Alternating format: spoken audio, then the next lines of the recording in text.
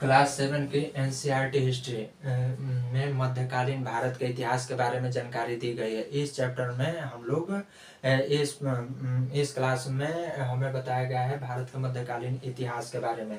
तो 700 ईस्वी से लेकर के 1750 यानी लगभग 1000 सालों के इतिहास को मध्यकालीन इतिहास कहा जाता है। और इसका पहला चैप्टर है प्रारंभिक कथन, यानी इस 1000 वर्षों के दौरान जो प्रारंभिक कथन थे उनका इसमें जांच पड़ताल किया गया है, करके बताया गया है। अब मध्यकालीन इतिहास का जो अध्ययन इतिहासकार जिन स्रोतों का इस्तेमाल करते हैं वो इस काल के सिक्के, अभिलेख या फिर स्थापत्य कला यानी कि भवन निर्माण, मंदिर निर्माण, इसको हम स्थापत्य कहते हैं। तो ये सभी स्रोतों का वो लोग अध्ययन में इस्तेमाल करते हैं यानी इतिहासकार।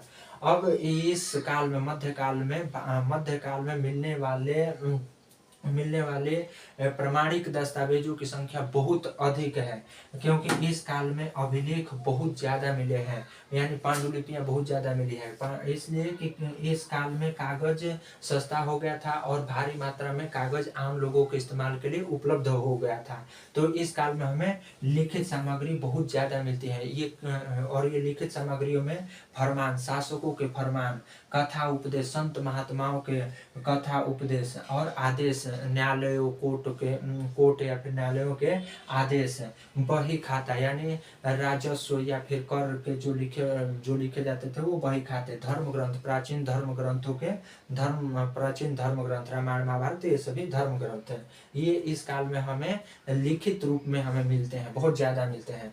अब क्या होता था कि अब ये जो पांडुलिपियां हैं ये तो कागज की बनी होती थी, तो ये समय के साथ क्षतिग्रस्त हो जाती थी या फिर नष्ट हो जाती थी। तो इन पांडुलिपियों की नकल बनाई जाती थी, नकल की जाती थी। तो इसका जो नकल करते थे उनको लिपिक कहा जाता था, लिपिक। और ये लोग क्या करते थे कि जो मूल पांडुलिपि है उसका ये लोग नकल करके प्रतिकृति बनाते हैं। प्रतिकृति जैसे कि आजकल हम लोग प्रिंट कराते हैं, फोटोकॉपी जेरोक्स कराते हैं, उस समय तो ये व्यवस्था थी नहीं, तो उस समय लोग इसकी प्रतिकृति बनाते थे, यानी उसको हूबहू उतारते थे। अब इसके जो मूल थे, अब प्रतिकृति बनाते समय क्या होता था कि मूल पांडुलिपियों के शब्द और वाक्य नष्ट हो जाते थे। तो ये लोग क्या करते थे, लिपिक लोग अंदाजा लगा करके उस पांडुलिपि को प्रतिलिपि को पूरा करते थे। अब क्या होता था कि फेरबदल हो जाता था, क्योंकि शब्द और वाक्यों को ये लोग अंदाजा लगा करके उसको पूरा करते थे, तो ये कभी कभी फेरबदल हो जाता था, यानी मूल पांडुलिपि का अर्थ कुछ और प्रतिकृति का कुछ और। तो ये सभी दिक्कतें आती थी। अब इन पांडुलिपियों को एकत्रित यानी कि शासक, राजा रानी, मठ मंदिर, व्यापारी, अदालतों में ये सभी इकट्ठा करके रखा जाता था। अब जैसे शासकों का जो आदेश है तो वो शासकों के पास सुरक्षित रहेगा, उनके महलों में, मठ मंदिरों में उनके कथा उपदेशों की पांडुलिपियां एकत्रित रहती थी, व्यापारियों के पास उनके बही खाते रहते थे, अदालतों के पास उनके आदेशों की प्रतिलिपियां उपस्थित रहती थी। और ये सभी पांडुलिपियां जहाँ पर एक जगह एकत्रित करके रखी जाती थी उसको अभिलेखागार कहा जाता है। जैसे इसको हम लोग पुस्तकालय, लाइब्रेरी, जहाँ पर पुस्तकों का भंडार होता है, बहुत सारी पुस्तकें रखी जाती है, उसको हम लोग पुस्तकालय कहते हैं। तो ऐसे ही जहाँ बहुत सारी पांडुलिपियां रखी जाती हैं उसको अभिलेखागार।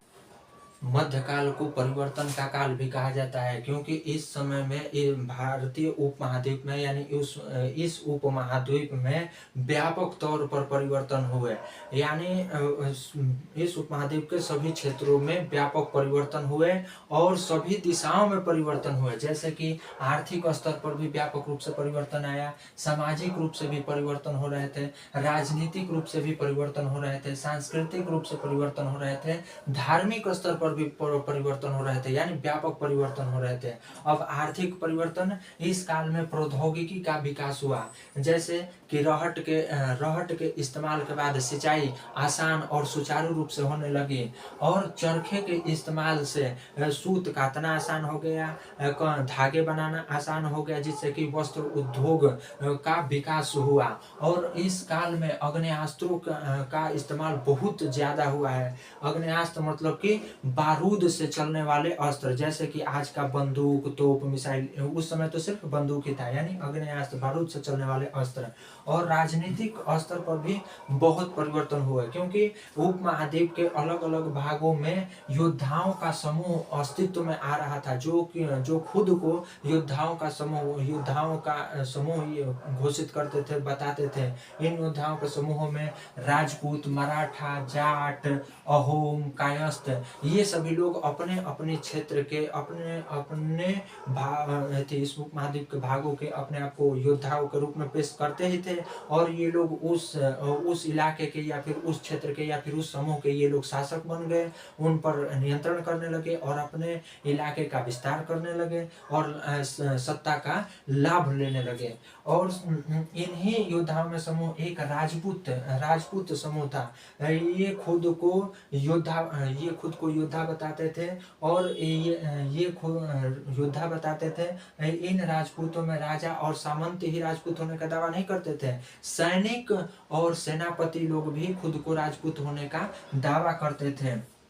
अब सामाजिक परिवर्तन क्या हुआ कि अब राजाओं, शासकों, सरदारों का अब ध्यान जंगलों की तरफ गया और वो जंगलों में रहने वाले जो वनवासी थे उनको इन्होंने कृषि करने के लिए यानी अस्थायी जीवन जीने के लिए कृषि करने के लिए मजबूर किया। और ये कुछ वनवासी कृषक बन गए और कुछ वनवासी दूसरे इलाकों में, दूसरे समूहों में जा करके मजदूरी करने लगे, यानी कुछ वनवासी मजदूर बन गए, कुछ वनवासी कृषक बन गए।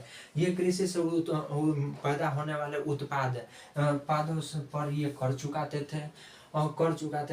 अब क्या हुआ कि इन वनवासियों में जिनके पास ज्यादा जमीनें थी, उपजाऊ थे, जो लोग ताकतवर थे, उनके संसाधन में विकास हुआ। यानी जिनके पास ज्यादा जमीन थी, उनके पास ज्यादा उपज होगा, उनके पास वो आर्थिक रूप से संपन्न हो जाएंगे तो वो ताकतवर बनेंगे। और जिनके पास जमीन कम थी या फिर जो मजदूर थे उनके संसाधनों में कमी हो गई या फिर वो आर्थिक रूप से कमजोर हो गए। इसलिए क्या हुआ कि अब समाज में गैर बराबरी उत्पन्न हुई, यानी जिसके पास ज्यादा संसाधन, जो आर्थिक रूप से मजबूत थे, वो ज्यादा मजबूत है, और जिसके पास संसाधन कम है तो वो आर्थिक रूप से कमजोर है। तो समाज में गैर बराबरी यानी अमीर गरीब को देखने गरीब हो पड़ गए। अब क्या हुआ कि अब समाज में लोगों को दर्जा दिया जाने लगा। जिनके पास ज्यादा संसाधन, जो आर्थिक रूप से मजबूत थे, उनको उच्च दर्जा दिया जाने लगा, उनका सम्मान किया जाता था। वो गांव के मुखिया या उस इलाके के शासक, मुखिया, जमींदार, ये सभी हो जाते थे। और जिनके पास संसाधन कम था, जो आर्थिक रूप से कमजोर थे, वो उनको नीच दर्जा दिया जाने लगा। अब और ये दर्जा जाति या फिर धर्म के आधार पर दर्जा नहीं था, क्योंकि ये मान लीजिए कि इस इलाके में जो गांव जिसको सम्मानित है, जो इस गांव का जमींदार है, मुखिया है, वो उस जाति का दूसरे गांव में वो नीच जाति का है, यानी वो संसाधन के आधार पर दर्जा दिया जाता था। अब इसी से क्या हुआ कि अब समाज में जाति व्यवस्था भी अपने व्यापक रूप पर आई। लोगों के कर्म के आधार पर उन्हें जातियों के रूप में बांट दिया गया। अब प्रत्येक जातियों में अपने जाति के लोगों को बांध करके नियंत्रित रखने के लिए कुछ नियम कानून बनाए गए, और इन नियम कानूनों को निभाने की या पालन करवाने की जिम्मेवारी उस जाति के बुजुर्ग लोगों पर थी, अनुभवी लोगों की जिम्मेदारी थी। ये अनुभवी लोग मिल करके जाति पंचायत बनाते थे, यानी अनुभवी लोग मिल करके जाति पंचायत बनाते थे, जिसकी जिम्मेदारी होती थी उस जाति के लोगों को उस जाति के नियम और परंपराओं को मानना होता था। और ये सभी पूरी जो ये सामाजिक इकाई बन रही थी, ये एक साम्राज्य या फिर एक राज्य की छोटी इकाई होती थी, यानी गांव, समूह, कस्बा, ये सभी राज्य या फिर साम्राज्य की सबसे निचले स्तर की छोटी इकाई होती थी। अब सांस्कृतिक परिवर्तन, जब ये एक दूसरे के इलाकों में, नए नए क्षेत्रों में ये जब नए नए लोग जा रहे थे तो अपने साथ नए नए विचार भी लेकर के जा रहे थे। जैसे कि कृषि के क्षेत्र में अब जैसे ये चाय, कॉफी, मक्का, मिर्च, ये आलू, ये भारतीय उपमहाद्वीप के फसलें नहीं है, ये दूसरे क्षेत्रों यानी एशिया के दूसरे भागों से ये भारतीय उपमहाद्वीप में आई। यानी कृषि में भी बदलाव आया, फसलों में भी बदलाव आया, जिससे उनके भोजन में भी बदलाव आया और पहनावा में तो बदलाव आया। धार्मिक स्तर पर भी व्यापक परिवर्तन हुए। हिंदू धर्म में भी इस काल में नए नए देवी देवताओं की पूजा का प्रचलन बढ़ गया। उनके कर्म कांड अलग अलग देवी देवताओं के अलग अलग कर्म कांड भी बढ़े और इन नए नए देवी देवताओं को मानने वाले राजाओं ने भव्य स्तर पर मंदिर निर्माण शुरू कर दिया और इन मंदिरों में जो पूजा करते थे, पूजा पाठ करते थे, ये लोग पुरोहित होते थे, यानी कि ब्राह्मण जो खुद को पुरोहित कहते थे, ये अपने आप को भगवान ईश्वर यानी भगवान के ये लोग खुद दूत कहते थे या फिर उनके सबसे बड़े भक्त होते थे, जिससे कि इनके समाज में प्रतिष्ठा बढ़ गई।